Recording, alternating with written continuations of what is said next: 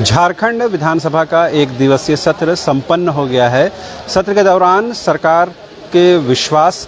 की तरफ 48 विधायकों ने अपना समर्थन दिया, यानी 48 विधायकों का समर्थन सरकार को प्राप्त है, जबकि विपक्ष में एक भी वोट नहीं पड़े क्योंकि सरकार के इस प्रस्ताव के खिलाफ विपक्ष था, लिहाजा सरकार वोटिंग के दौरान एब्सेंट रहा। लेकिन सबसे खास और अहम बात यह है कि कल तक जिस सदन के अंदर मुख्यमंत्री हेमंत सोरेन कहते थे कि 1932 के खतियान को इम्प्लीमेंट करना कहीं न कहीं मुश्किल काम है, अगर ये हम लागू भी करते हैं तो कोर्ट में ये चैलेंज हो जाएगा। लेकिन आज उसी के पार्टी यानी झारखंड मुक्ति मोर्चा के विधायक सुदीप कुमार सोनू ने सदन के नेता यानी मुख्यमंत्री हेमंत सोरेन से मांग की कि 1932 और ओबीसी को लेकर सरकार को आगे बढ़ने की ज़रूरत है, जिस पर मुख्यमंत्री ने क्या कुछ कहा ये जानने और समझने के लिए हमारे साथ मौजूद हैं हमारे सहयोगी मदन। क्योंकि 32 को लेकर सबसे पहले ये बात है कि सुदीप कुमार सोनू ने क्या कहा और उस पर मुख्यमंत्री हेमंत सोरेन ने सदन के अंदर क्या कहा, ये जानना ज़रूरी है। देखिए, जब से ये विशेष सत्र यानी कि आप इसे मानसून सत्र का एक हिस्सा ही सरकार के शब्द में कह सकते हैं, लेकिन ये जो विशेष सत्र विश्वास मत हासिल करने के लिए बुलाया गया था,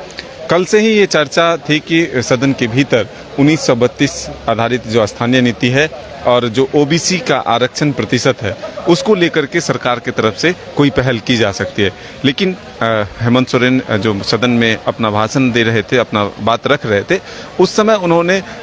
ये कहा कि सरकार जो है हमारी वो स्थानीय नीति को लेकर के गंभीर है। बीजेपी पर जमकर निशाना साधा, सुदेश महतो पर भी उन्होंने निशाना साधा कि इनके मंत्री उस समय वर्तमान में सरकार में थे और जब 1985 आधारित जो है स्थानीय नीति बनाई गई थी तो तब जो है ताली बजा रहे थे, लेकिन आज जो है फिर वो 1932 की मांग कर रहे हैं। ऐसे में सुदीप सोनी जो जेएमएम के विधायक हैं, उन्होंने आज मांग किया था कि सरकार जो है इस दिशा में जल्द से जल्द कोई ठोस पहल करे। तो अब मुख्यमंत्री हेमंत सोरेन ने सदन में ये बातें कही है कि हमारी सरकार जो है 1932 आधारित जो स्थानीय नीति है और ओबीसी आरक्षण को लेकर के आगे कदम बढ़ाएगी और जल्द से जल्द कोई ठोस निर्णय लेगा।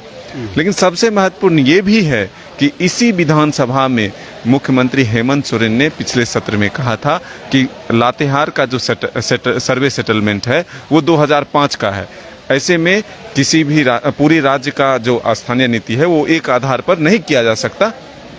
क्योंकि जब 2005 कहीं है, कहीं 1996 है, तो ऐसे में एक तरह से सिर्फ 1932 अगर हम करते हैं तो राज्य के कई जिले जो है उससे छूट जाएंगे। तो एक समन्वय बनाकर एक जो सभी को एक रास्ता निकालकर जो है सभी को लाभ पहुंचे, ऐसा निर्णय सरकार लेगी। लेकिन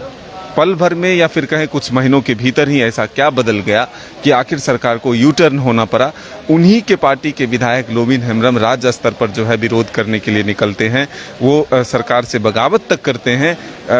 कई जनसभा तक करते हैं वो, और कहते हैं कि जब तक हमारी पार्टी 1932 आधारित जो स्थानीय नीति है लागू नहीं करती, पेशा एक्ट लागू नहीं करता, तब तक जो है हम शांत नहीं बैठने वाले। आज जब हमने लोबिन हेम्ब्रम से पूछा कि अब जो सदन के नेता ये सदन में आश्वासन दिए हैं कि हमारी सरकार जो है जल्द से जल्द उस दिशा में कदम बढ़ाएगी, तो फिर आपको कितना भरोसा है? उन्होंने कहा कि सदन के नेता हैं और उन्होंने जब कहा है तो हम विश्वास करते हैं, लेकिन फिर भी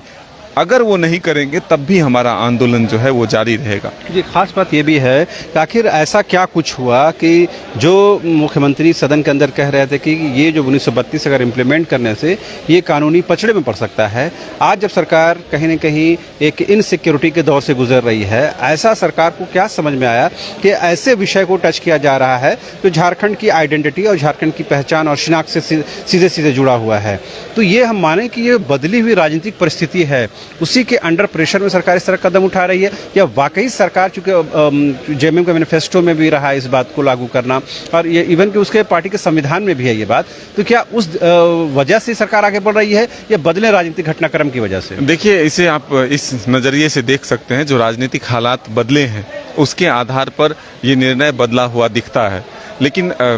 कहीं ना कहीं जेएमएम का जो अपना मूल है, जो वोट बैंक है, उसको बचाए रखने के लिए भी सरकार की तरफ से ये पहल की गई है। अपना जनाधार बढ़ाने के लिए यह निर्णय आप फिलहाल कह सकते हैं। लेकिन जो महत्वपूर्ण चीज़ है कि सरकार जब चलती है तो फिर वो सभी वर्गों को साथ लेकर चलती है। इसलिए उस वक्त मुख्यमंत्री हेमंत सोरेन ने कहा था कि हमें सबको देखकर निर्णय लेना है। लेकिन आज जब वोट बैंक की बात आई है, आप जब राजनीतिक अस्थिरता का दौर हुआ है, तो ऐसे में ये लगा उनको, उनके पार्टी को, कि एक मास्टर स्ट्रोक और चला जाए और 1932 की बात की जाए। फिलहाल अभी ये बातचीत है, सरकार क्या कदम बढ़ाती है इसके लिए इंतजार करना होगा। और उन्होंने ये तक कहा कि ये चुप रहेंगे, यानी कि विपक्ष के लोग चुप रहेंगे, क्योंकि सबको पता है कि 1932 की आग जो है वो किसी को भी जलाकर भस्म कर सकता है।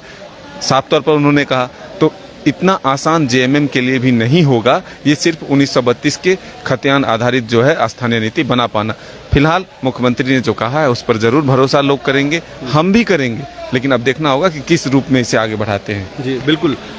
2024 के विधानसभा और लोकसभा चुनाव से पहले सरकार अगर इस मास्टर स्ट्रोक पर काम करती है तो निश्चित तौर पर झारखंड की जो चुनावी समीकरण है वो बदला हुआ नजर आएगा, क्योंकि जो 1932 का खतियान है, जो स्थानीयता का जो विषय है, वो झारखंड के आदिवासियों को, मूलवासियों को बिल्कुल क्लोज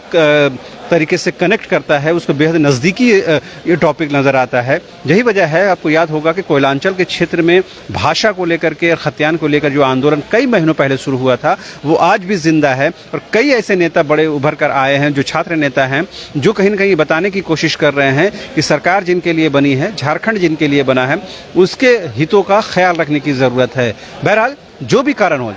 चाहे सरकार राजनीतिक दबाव में काम कर रही हो, या बदली राजनीतिक परिस्थितियों का कारण हो, या सरकार का मैनिफेस्टो कहता हो, या जेएमएम के पार्टी के संविधान में हो, जो भी कारण हो, लेकिन एक बात तो बिल्कुल साफ है कि सरकार अब 1932 की बात करने लगी है। और 1932 खतियान इम्प्लीमेंट करने को लेकर के हेमंत सोरेन ने जिस तरह से सकारात्मक पहल दिखाया है, वो निश्चित तौर पर राजनीतिक तौर पर दूरगामी प्रभाव डालेगा। फिलहाल मुझे और मेरे सहयोगी मदन के साथ कैमरा पर्सन विकास को विधानसभा परिसर से दीजिए इजाजत। नमस्कार।